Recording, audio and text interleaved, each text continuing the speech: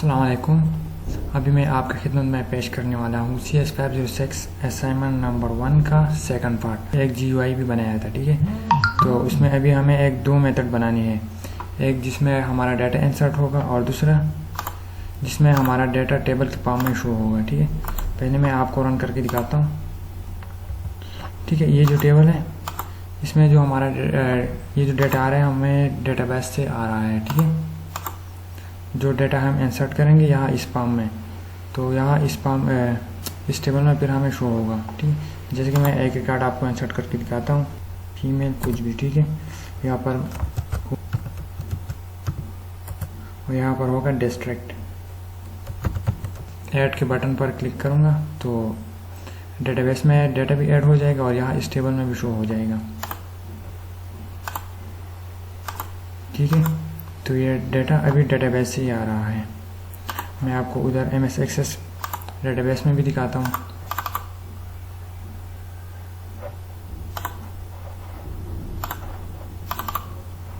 ठीक है। जो डाटा उधर शो हो रहा था वो यहाँ इस डेटाबेस से ही आ रहा है।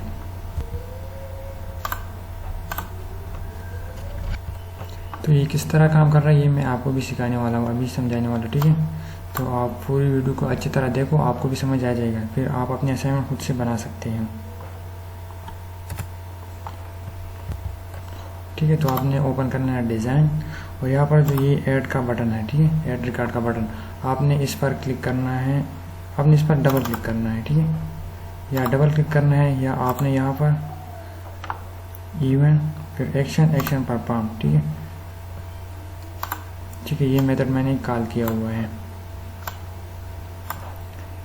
ठीक है। तो सबसे पहले आपने यहाँ पर एक मेथड बनाना है, ठीक है। मैंने इस मेथड का नाम दिया है ऐड रिकॉर्ड, ठीक है, पब्लिक वाइड ऐड रिकॉर्ड। और यहाँ पर मैंने एक्सेप्शन दिया है class not found exception, SQL exception और फिर है नल पॉइंटर एक्सेप्शन, जो कि यहाँ पर आपकी असाइनमेंट फाइल में रिक्वायर्ड है, ठीक है। मतलब ये एक्सेप्शन आपने वहाँ पर लगानी ही है।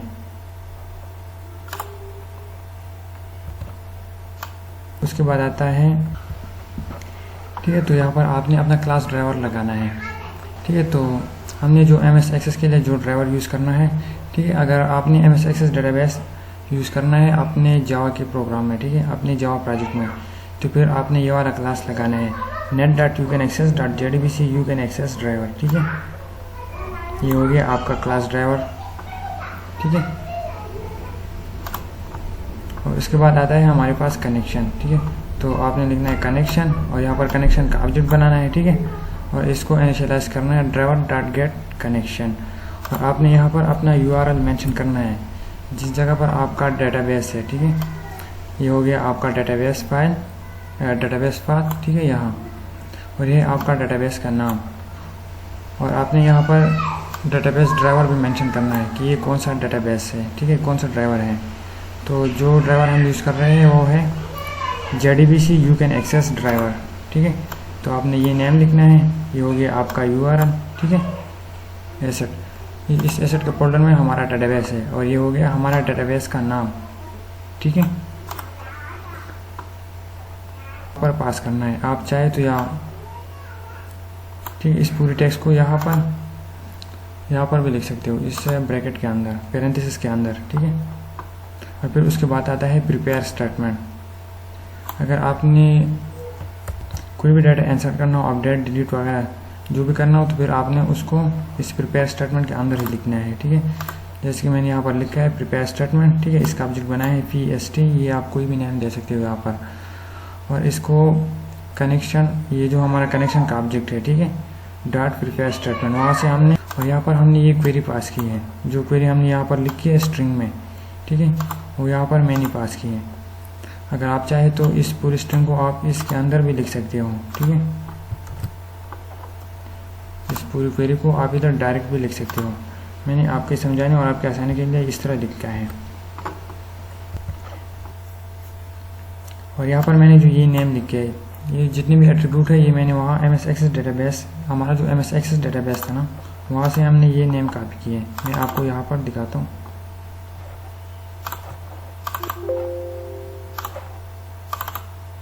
ठीक है। ये आपने यहाँ से सेम टू सेम कॉपी करना है, कॉपी पेस्ट करना है, ठीक है। इस तरह app name CNIC mail phone number city district, ठीक है। इधर आपने कॉपी पेस्ट करना है ताकि कोई एरर ना आ जाए, क्योंकि ये बिल्कुल सेम इसी तरह होनी चाहिए, इसमें कोई कैपिटल या स्मॉल लेटर का भी फर्क नहीं होना चाहिए, ठीक है। और जितनी भी वैल्यू हमने यहाँ पर दिए 1 2 3 4 5 6, तो यहाँ पर हमने दिए 6 वैल्यू, ठीक है, 6 एट्रीब्यूट दिए हैं। तो आपने 1 2 3 4 5 6 आपने यहाँ पर 6 क्वेश्चन मार्क भी देने हैं। और फिर ये जो हमारा प्रिपेयर स्टेटमेंट है, इस प्रिपेयर स्टेटमेंट में हमने सेट किया है PST स्ट्रिंग। अगर इस डेटाबेस में यहाँ पर आपने ये जो एट्रीब्यूट है, अगर आपने स्ट्रिंग दिया है तो वहाँ पर भी आपने स्ट्रिंग देना है। और अगर आपने इंटीजर या इस तरह का कोई एट्रीब्यूट वगैरह दिया है, ठीक है, इस तरह का कोई डेटा टाइप दिया है, तो फिर आपने बिल्कुल भी वही चीज़ें यूज़ करनी है यहाँ पर, ठीक है। तो डेटाबेस में मैंने सारे की सारी स्ट्रिंग दी है, ठीक है, तो यहाँ पर भी मैंने स्ट्रिंग दी है। तो यहाँ पर प्रिपेयर स्टेटमेंट में पेस्ट नंबर पर मैंने सेट किया है PST string 1 full name txt.getText, मतलब यहाँ पर यूज़र जो भी डाटा एंटर करेगा, ठीक है, वो यहाँ पर इस फर्स्ट नंबर स्ट्रिंग में सेट हो जाएगा। और इस तरह जो second third fourth fifth six, ठीक है, उस हिसाब से मैंने फिर ये बाकी भी इस तरह लिख की है, ठीक है। सेकंड नंबर पर हमारे पास यहाँ पर CNIC है, तो मैंने यहाँ पर CNIC से डाटा गेट किया हुआ है। चेंज वेरिएबल नेम, यहाँ से आपने ये नेम कॉपी करना है, ठीक है, और इस ओके के बटन पर क्लिक करना है और यहाँ पर ये नेम कॉपी करना है और .getText करना है। तो जिस हिसाब से यहाँ पर आपने जो नेम दिए होंगे, app name CNIC gender phone number city district, ठीक है, ये फर्स्ट नंबर ऐप नेम के लिए 2 हो गया, CNIC के लिए 3 हो गया, जेंडर फ़ोन नंबर सिटी और 6 हो गया डिस्ट्रिक्ट के लिए, ठीक है। और उस हिसाब से आपने वहाँ से ये डाटा गेट करना है, ठीक हो गया। मतलब अगर ये हमारे है 6 नंबर पर, तो यहाँ से हमने ये चेंज वेरिएबल नेम कॉपी किया और यहाँ से उस नेम को कॉपी पेस्ट किया और .getText किया, ठीक है। और इस डाटा को फिर हमने एग्जीक्यूट किया, .execute अपडेट। अगर हमने डाटा इंसर्ट करना है, अपडेट डिलीट करना है, तो फिर हमने लिखना है .execute अपडेट, ठीक है। इस तरह ये हमारा फर्स्ट मेथड हो गया, ठीक है। और ये जो मेथड हमने यहाँ पर बनाया है, इसको हमने यहाँ पर अपने बटन से कॉल करना है, ठीक है। तो यहाँ पर हमने एक एक्शन इवन लगाया है, ठीक है। जैसे यूज़र ऐड के बटन पर क्लिक करेगा तो ये जो मेथड है ये कॉल हो जाएगा और आपका डेटा। उसके बाद जो हमारा सेकंड मेथड है शो रिकॉर्ड वाला, ठीक है। तो आपने एक और मेथड बनाना है शो रिकॉर्ड्स, ठीक है। यहाँ पर मैंने एक मॉडल लिया है डिफ़ॉल्ट टेबल मॉडल, और इस डिफ़ॉल्ट टेबल मॉडल को मैंने इनिशियलाइज़ किया है मॉडल से, ठीक है। ये मॉडल नेम मैंने उसका ऑब्जेक्ट दिया है, ठीक है। ये मॉडल उसका ऑब्जेक्ट हो गया डिफ़ॉल्ट टेबल मॉडल का। और फिर मैंने यहाँ पर दोबारा से टाइप कास्ट किया हुआ है डिफ़ॉल्ट टेबल मॉडल, और ये हमारे टेबल का नाम हो गया। ये चेंज वेरिएबल नेम, इस पर आप क्लिक करेंगे तो यहाँ पर आपको ये नेम शो हो जाएगा, ये आपका टेबल नेम हो गया, ठीक है।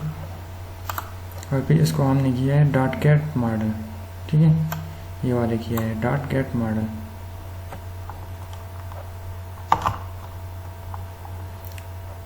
और यहाँ पर हमने किया है model.setRowCount 0, मतलब जब भी हमारा ये मेथड कॉल होगा, जब इस लाइन तक आएगा तो हमारे टेबल में जितने भी रो होंगे वो 0 हो जाएंगे, ठीक है।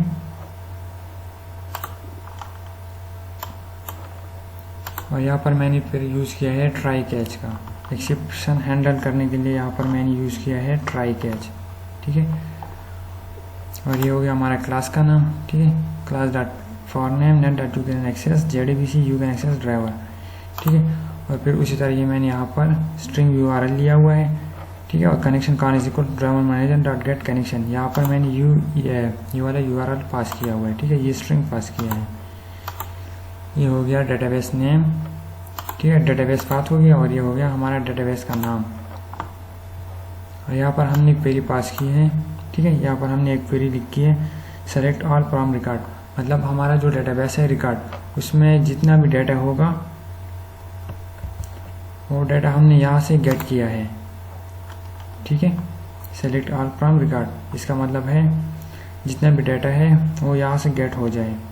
फिर यहाँ पर हमने यूज़ किया है प्रिपेयर स्टेटमेंट का, ठीक है, और इसको एग्जीक्यूट किया है con.prepare स्टेटमेंट से,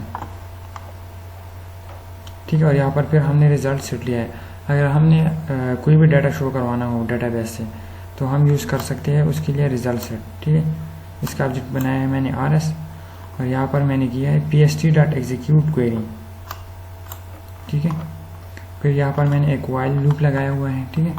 यहाँ पर मैंने कंडीशन लगाया है while rs.next, अगर डेटाबेस में हमारे पास कुछ डाटा हो तो यहाँ पर फिर हमने यहाँ पर एक ऑब्जेक्ट बनाया है, ठीक है, ऑब्जेक्ट obj, तो इस ऑब्जेक्ट में स्टोर हो जाएगा, ठीक है। ये जो हमारा ऑब्जेक्ट है इसमें हमने ये डेटाबेस से डाटा गेट किया हुआ है और इसी में स्टोर किया है rs.getString id, और यहाँ पर हमने गेट किया है फिर नेम, फिर CNIC, gender, phone number, city और डिस्ट्रिक्ट, ठीक है। और फिर यहाँ पर जो हमने एक मॉडल बनाया था, ये डिफ़ॉल्ट टेबल मॉडल वाला मॉडल जो हमने बनाया था, ठीक है, तो जो हमारा ये टेबल होगा यहाँ पर हमने ये डाटा उसमें इंसर्ट किया है, मतलब हमारा जितने भी डाटा है वो हमारे इस डाटा टेबल में जो शो होगा, ठीक है। उसके लिए हमने ये कोड यूज़ किया हुआ है मॉडल डिफ़ॉल्ट टेबल मॉडल, ठीक है। इसको हमने यहाँ पर टाइप कास्ट किया हुआ है, ये हमारा हो गया टेबल का नाम, ठीक है। और .get मॉडल किया है मॉडल .add रो ऑब्जेक्ट, और जो हमारा ऑब्जेक्ट होगा मतलब जो हमारा मॉडल है, ठीक है, जो हमने जो मॉडल दिया हुआ है उसमें हमने ये ऑब्जेक्ट पास किया हुआ है। यहाँ पर हमने जो ऑब्जेक्ट बनाया था वो हमने इस मॉडल में पास किया है, ठीक है, ठीक है। तो इस तरह हमारा फर्स्ट असाइनमेंट कंप्लीट हो गया है। इसको मैं दोबारा से आपको रन करके दिखाता हूँ, ठीक है। यहाँ पर मैं कोई भी रैंडम नेम दूंगा, यहाँ पर हो गया फ़ोन नंबर, हो गया सिटी, फिर हो गया डिस्ट्रिक्ट, और मैं ऐड रिकॉर्ड पर क्लिक करूँगा तो इस तरह ये डाटा यहाँ पर डेटाबेस में भी इंसर्ट हो गया और यहाँ दोबारा से हमें इस टेबल में भी शो हो रहा है, ठीक है। तो एक काम मैं और करता हूँ, मतलब जैसे कि यूज़र इस बटन पर क्लिक करेगा तो हमारा ये जो टेक्स्ट फील्ड है ये बटन क्लिक करने के साथ एम्प्टी भी होना चाहिए, ठीक है। तो इसके लिए भी कुछ करते हैं,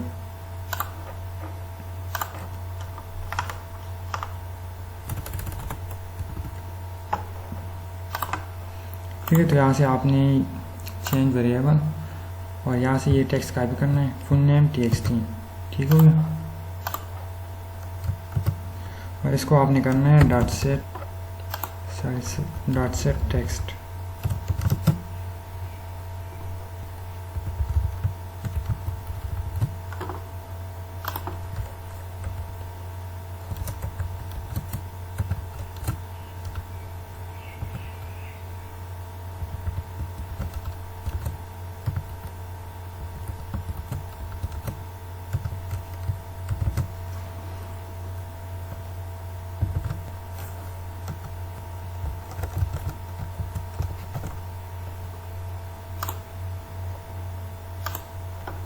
ठीक है। तो जैसे मैंने यहाँ ऐड बटन पर क्लिक किया, ऐड रिकॉर्ड बटन पर, तो ये डाटा एम्प्टी भी हो गया, ठीक हो गया।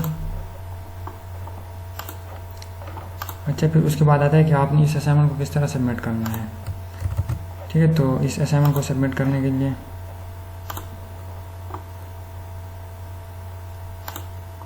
ठीक है, आपका जो प्रोजेक्ट है इसको आपने करना है ऐड टू आर्चिव पर, ठीक है। आपने इसका एक जिप फाइल बनानी है और यहाँ पर आपने अपनी आईडी मेंशन करनी है, आपके जो भी स्टूडेंट आईडी है आपने यहाँ पर वो आईडी लिखनी है, और या आपने करना है जिप और या आपने करना है रेर, इन दोनों में से कोई भी आप फॉर्मेट बना लें और इसको फिर आपने क्लिक करना है ओके के बटन पर, ठीक है। ये मैंने यहाँ पर ये प्रोग्राम ऑलरेडी चला भी रहा हूँ तो इसलिए जिप नहीं हो गया। तो आपने बिल्कुल इसी तरह सेम स्टेप फॉलो करके जिप करके सबमिट करना है, ठीक है।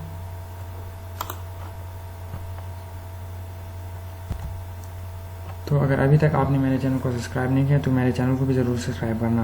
अगर आपको जावा में कोई भी प्रॉब्लम आ रहा हो, ठीक है, जावा प्रोग्रामिंग में, तो आप मुझसे ज़रूर पूछ लेना।